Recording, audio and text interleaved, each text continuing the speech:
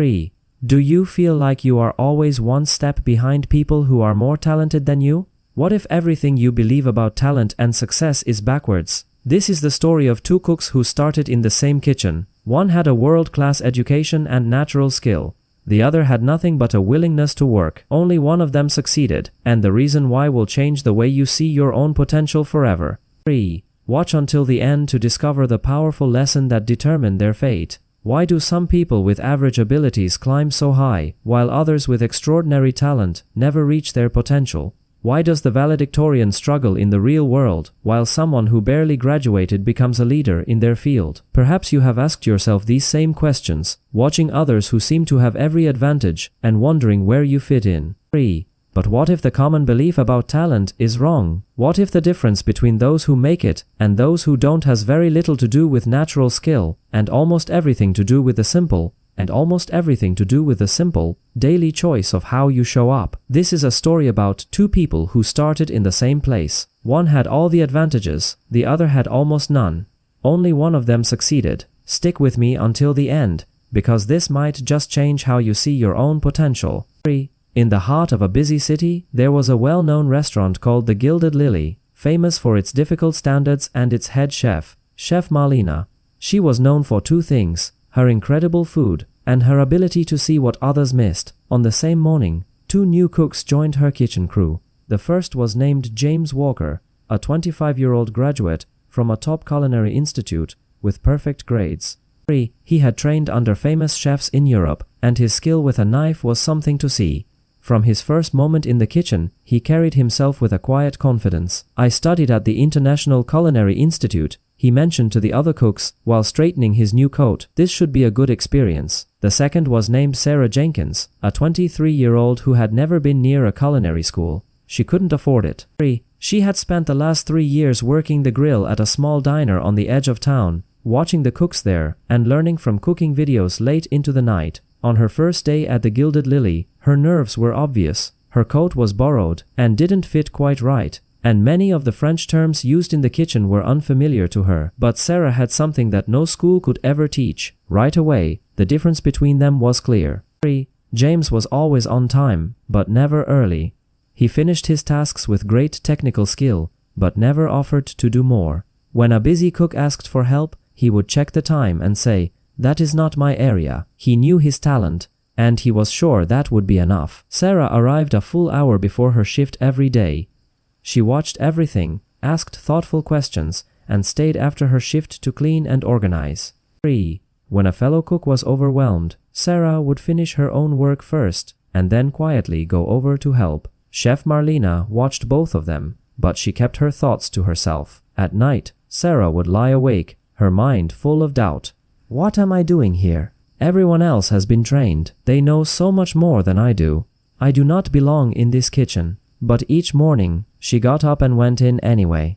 6 weeks passed. The kitchen found its normal rhythm. James remained skilled but distant. 3. Sarah remained unsure but determined to learn. Then one Thursday, during the afternoon preparation, Chef Marlena made an announcement that shifted everything. "In 4 months, I am opening a new restaurant closer to the waterfront. I need a sous chef, someone to help me build that new team. I have been watching all of you. 2 people here have stood out to me, James and Sarah."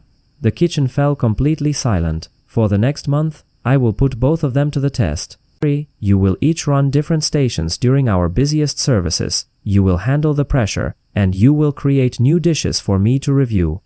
At the end of that month, one of you will be named my new sous chef. The other," she paused, "will continue in your current role here." James felt a wave of satisfaction. "This will be simple," he thought. "I have the training and the background. Sarah is a nice person, but she is not really a professional chef." Later that day, he approached Chef Marlena. 3. "Chef, I appreciate this chance, but with my background, is this test really necessary? It seems a formality." Chef Marlena looked at him with a calm expression. "If it is a formality, then the next month should be very easy for you." Sarah felt her stomach drop. A voice of fear whispered to her, "You cannot compete with James. He has had all the training. He is faster, more precise. This is going to be painful." But then she remembered why she loved to cook. It was not for status. 3. It was because she loved the look on a person's face when they ate a meal she had made with care. She took a breath and told herself, I might not be the most trained cook here, but I can work harder than anyone. The first week of the test began. James did his job exactly as asked. His technical skills were perfect, but when a younger cook made a mistake during a busy service and became upset, James just shook his head and said quietly, "This is a professional kitchen." Sarah's skills were less refined, but her impact was different. When that same young cook was struggling later in the week, Sarah was calm. She said to him, "It is all right, let me help you with this. We can figure it out." Then came the most difficult Saturday night of the entire month. The restaurant was completely full. There were 2 large parties, and a well-known food critic was reported to be in the dining room. Halfway through the night, the main refrigeration unit for one station failed. A crisis. Chef Marlena gathered the team. "We adapt right now. Who has ideas?" James's mind went blank. This is not how it is supposed to work. How can I be expected to cook without the right ingredients ready? This is not fair. Sarah stepped forward, her hands shaking but her voice steady. "Chef, I worked at a diner where the old fridge broke all the time. I can adjust. We can change the menu for tonight. We can make it work." For the next 4 hours, Sarah worked without stopping. Her hands hurt, her back ached, sweat ran down her face, but she kept going. She moved between stations, helped everyone, adjusted dishes on the fly, and kept the team calm when they wanted to panic. James did his assigned work, but nothing more, and muttered about the situation under his breath. When the final order went out, the kitchen crew sat down in exhaustion. They had made it through.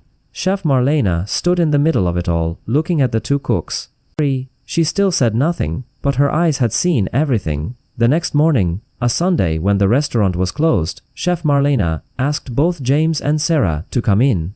They stood in the quiet kitchen, tired from the night before. Chef Marlena placed 2 knives on the counter between them. One was new, shiny, perfectly balanced. The other was old, worn, its handle wrapped in tape. "James," the chef said, picking up the new knife. "This knife cost $900. It was made by a skilled craftsman. It is perfectly weighted. Do you know what happens if I never use it? If I keep it in a drawer because I do not want to get it dirty." She set it down. "It becomes useless. Pretty, but useless." She then picked up the old knife. "This knife cost me $25 at a supply store. I have had it for over 20 years. The handle is cracked. The blade is worn down from years of sharpening. But do you know why I love this knife?" She held it up. "Because I use it every single day. I take care of it. I trust it completely. And it has never let me down." Chef Marlena looked at James. "You are that $900 knife. You have great credentials, a perfect resume, flawless skill, but you refuse to get involved. You think your talent is all you need, so you do not push yourself. You do not help your team. You expect to be recognized without earning it through real effort." James' face lost its color. The chef turned to Sarah.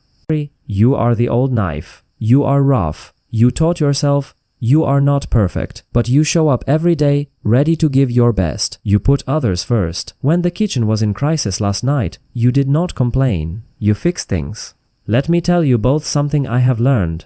In all my years in this kitchen, I have seen so many talented young cooks. Do you know how many of them really succeeded?" She waited. "Maybe 1 out of 10. The rest, they relied only on their talent and quit when it got difficult. They thought skill would carry them. So they never built character. They never learned that your attitude, how you treat people, how you act under pressure, matters more than any skill you were born with. Talent is just where you begin. Your attitude is what decides your destination." She looked directly at Sarah. "You may not be the most skilled cook here right now, but you have things I cannot teach. You have humility. You have a work ethic. You have a true care for this work." Then she looked at James. "And you may be the most skilled, but skill with no character will never build a great kitchen. Talent with no teamwork will never run a successful restaurant. You both have 2 weeks left in this test. James, if you want this position, show me that you can be more than just your technique. Show me you care about more than just yourself. Sarah, you keep doing exactly what you are doing. And start to believe that you belong here. Because you do." That conversation changed something in both of them. James went home that Sunday and could not rest. For the first time in his life, he felt a deep embarrassment. He thought about all the times he had looked down on others. all the times he had refused to help, all the times he had coasted on his credentials instead of his effort. On Monday morning, James arrived early. Not on time, but early. 3. He watched Sarah prepare her station, and for the first time, he asked, "Can I give you a hand?"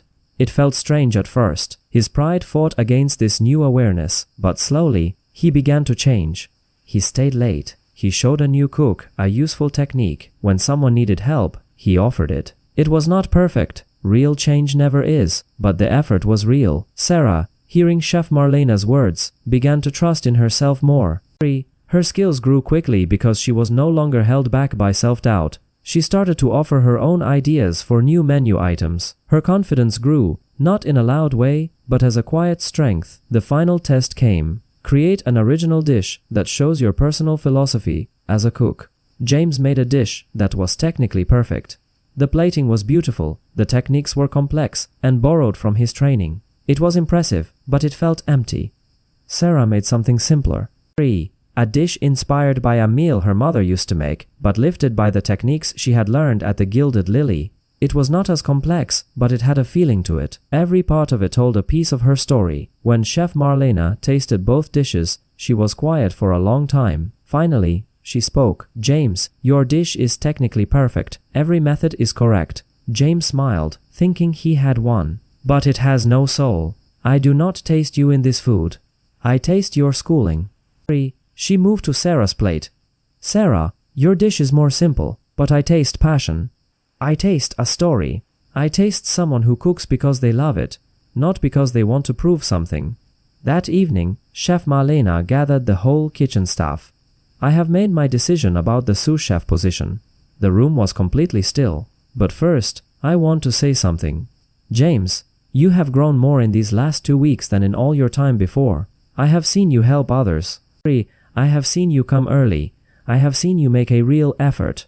Hold on to that. You have a very good future ahead." James nodded, humbled but thankful. However, the position of sous chef goes to Sarah. Sarah's eyes filled with tears.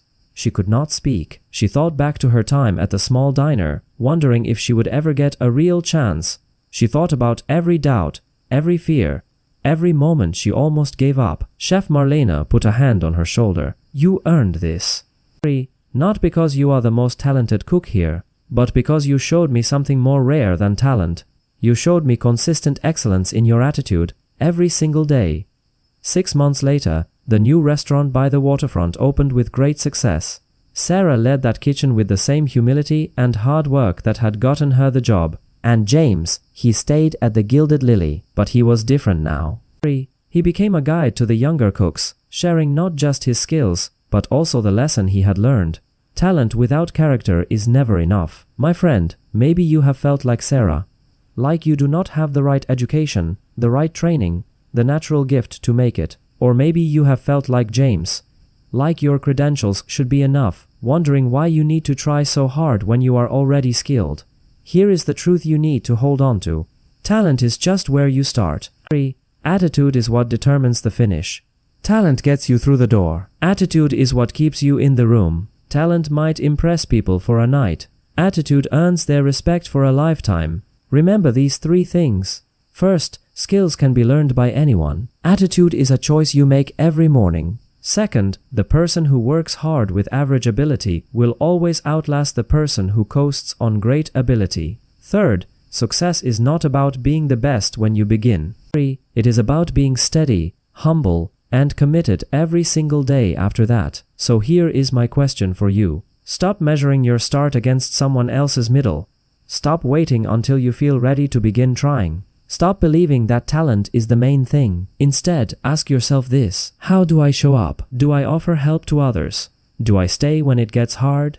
Do I keep learning even when I am tired?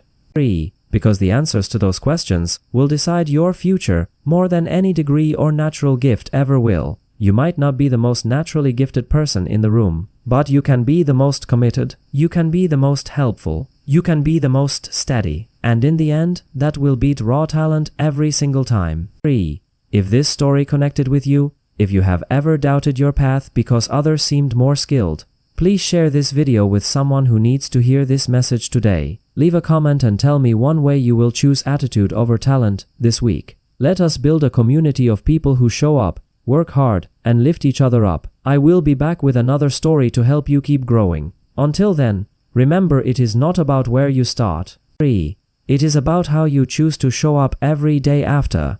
Thank you for watching. Please share and subscribe to Stories of Motivation.